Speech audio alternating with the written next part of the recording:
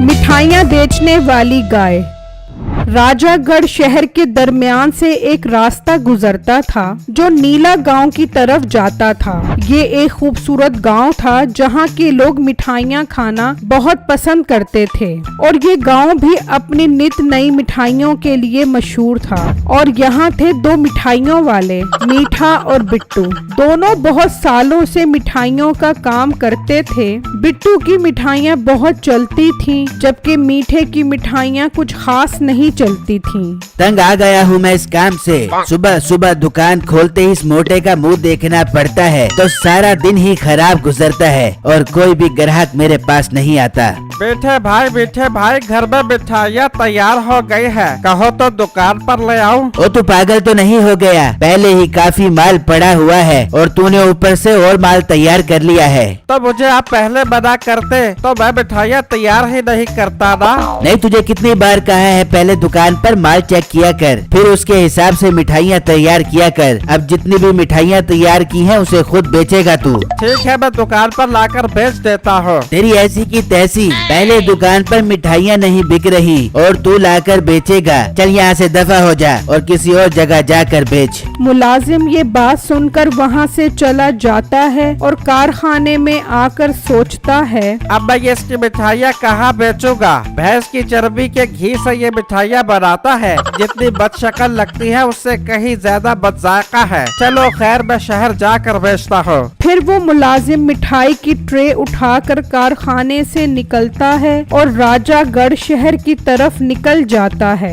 यार काश ऐसा मौजा हो जाए कि रास्ते में मुझे कोई ऐसा ग्राहक मिल जाए जो मेरे से सारी मिठाइयाँ ले जाए। वो कह ही रहा होता है कि एक ग्राहक आ जाता है। ओ भाई, कौन सी मिठाइयाँ बेच रहे हो तुम? भाई लौकी की बर्फी बेच रहा हूँ बादाम मार के। जायका कैसा है मिठाई का? बहुत ही कमाल है। अगर जायका अच्छा न हुआ तो मैं चला जाऊंगा तुम्हें चपेट मार कर। भाई आप टेस्ट करो फिर बात करना। आपका दिल करेगा कि आप मेरे हाथ चूम लो। चलो, खाने के बाद पता चलेगा कि हाथ चूमना है या मुंह पर चपेट मारनी है। फिर वो आदमी मिठाई टेस्ट करता है तो उसे उसका जायका बहुत गंदा लगता है। आदमी उसके मुंह पर थप्पड़ मार कर चला जाता है। उम्मीद तो मुझे इसी चीज की थी। खैर अब शहर जाकर बेचता हूँ। फिर वो थोड़ा और आगे आता है तो जमीन में एक गड्ढा होता है। उसे पता नहीं चलता और वो उसमें गिर जाता है। तो फिर एक अजीब ही मामला होता है।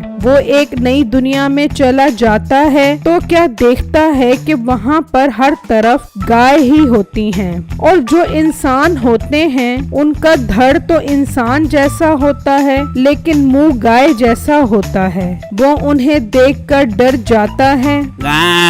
ये तो इंसान है, ये हमारी दुनिया में क्या करने आया है? मुझे तो लगता है ये मिठाइयाँ बेचने वाला है और गलती से हमारी दुनिया में आ गया है। हाँ गाय, मैं इंसान ही हूँ। मैं तो मिठाइयाँ बेचने जा रहा था, गलती से गड्ढे में गिर गया और आपकी दुनिया में आ गया। इसे सरदार साडे के पास लेकर चलो। ये सरदार साडा कौन है? ये हमारे सरदार है। अब यही फैसला करेंगे कि तुम्हारा क्या करना है। फिर वो उसे अपने साथ ले जाते हैं और अपने सरदार को सारी बातें बताते हैं। कौन हो तुम और कहाँ से आए हो? सरदार साडे साहब, मैं तो इंसान की दुनिया से आया हूँ। एक दुकान पर मिठाइयाँ बनाता हूँ। मिठाइयाँ तो लगता है काफी अच्छी बनाते हो तुम। नहीं सरदार जी, मैंने खा के देखी है, ऐसा गंदा जायका था कि पूछो ही नहीं, उल्टी आने वाली हो गई थी मुझे। इतनी गंदी मिठाइयाँ बनाते हो तुम। नहीं सरदार साडे साहब, मेरा मालिक ही ऐसी मिठाइयाँ बनवाता है मुझसे। पिंकी गाय, इसे मिठाइयाँ सैंपल के तौर पर दो।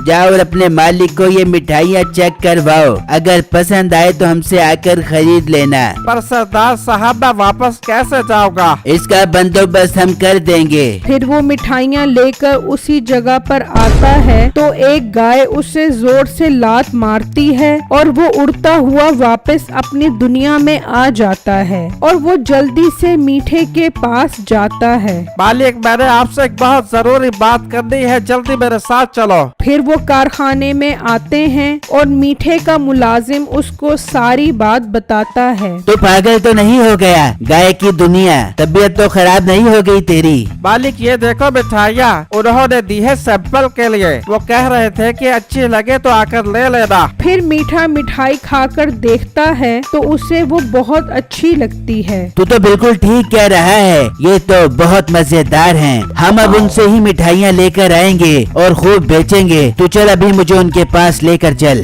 फिर वो दोनों उस गड्ढे के पास आते हैं और उसमें कूद जाते हैं तो वो गाय की दुनिया में आ जाते हैं। ये क्या, तुम फिर आ गए? गाय बाजी, हमें आपकी मिठाइयाँ बहुत अच्छी लगी हैं। हमें सरदार सांडे से मिलवाओ, हमारे पास बहुत बड़ा ऑर्डर है। वाह, बहुत शुक्रिया जो तुम्हें मेरी मिठाइयाँ अच्छी लगी। चलो मेरे साथ, मैं तुम्हें सरदार सांडे के पास लेकर जाती हूँ। फिर वो दोनों उस गाय के साथ सरदार के पास आते हैं और उन्हें मिठाइयों का बहुत बड़ा ऑर्डर बताते हैं। वाह, बहुत खुशी हुई। तुम्हें हम हर तरह की मिठाइयाँ देंगे। पिंकी, लड्डू, पेड़ा, चमचम, काजू, बर्फी, सबका हिसाब लगाओ कितने पैसे बन गए हैं। सरदार जी, पूरे 90,000 रूपए बन गए हैं। क्या 90,000 रूपए? ये तो बहुत ज्यादा है। हमारी दुनिया में तो ये मिठाइयाँ सिर्फ और सिर्फ 10,000 रूपए में मिल जाती हैं। ये कोई आम मिठाइयाँ नहीं है, कालू गाय के गोरे दूध से बनी है। रेट यही है, अगर लेना है तो बताओ। सरदार सांडे साहब, हम दोनों जरा मशवरा कर लें, फिर आपको बताते हैं। हाँ, कर लो।